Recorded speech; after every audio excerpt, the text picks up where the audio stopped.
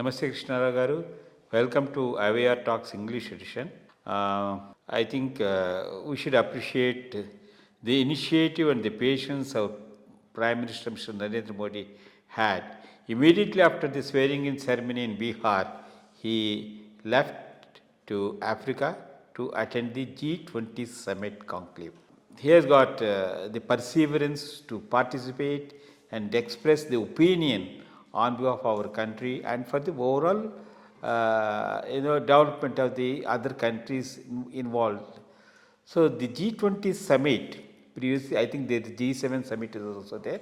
G20 Summit for the first time is held in South Africa, Johannesburg, and as usual Trump said, I have no time, I will not attend to that. So that summit is without the participation of America, and basically this is summit as held in the backdrop of geopolitical, geo-economic competition, instability, heightened threats, wars and all that. So many conflicts are there. In fact, after Trump has come to the power, the last January.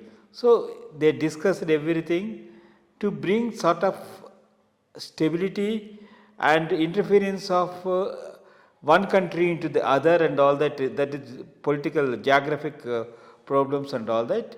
And of course, it went on well and they have resolved everything. So, request you to kindly give the objective of having this sort of summits and what is the resultant factor of the G20 summit. Yeah, originally there used to be what was known as the G7, the developed countries. Then they thought there should be another one. Emerging economies also should be part of that. So that's how the G20 has come into being, and then important members were India, Brazil, of course China and others are already there. Then African Union became one member. In that India played a very, very important role. And first time it is happening in African continent in South Africa. It's very strange. I mean, it's a very, very sad reflection on Trump, stating that the Afrikaners, I think that's the way they are called, the white people in South Africa are being discriminated against. That's why I'm not going to attend the conference. That's a very, very ridiculous reason to say for not attending such an important conference being held in Africa. In fact, he is totally losing the global south one by one. He alienated De Silva of Brazil. He talked very nastily with Ramaphosa of South Africa. He has also not behaved well with Modi. So one by one he is losing the whole of global south because of his intemperate remarks. So he did not want to come. But really India has taken advantage of his absence because India was able to make its presence felt in the G20 very well. And one more small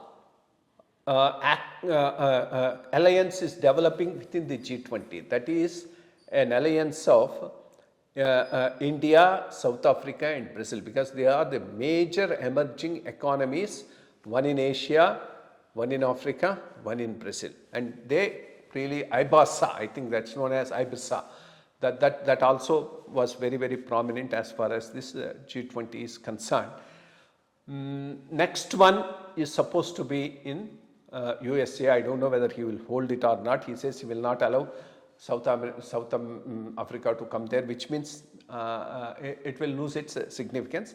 But independent of US, this is a very, very important forum for India to take advantage of in connecting with the global south, because in days to come, global south is going to play a very, very important role as far as the world affairs are concerned. Thank you, sir. Thank you very much.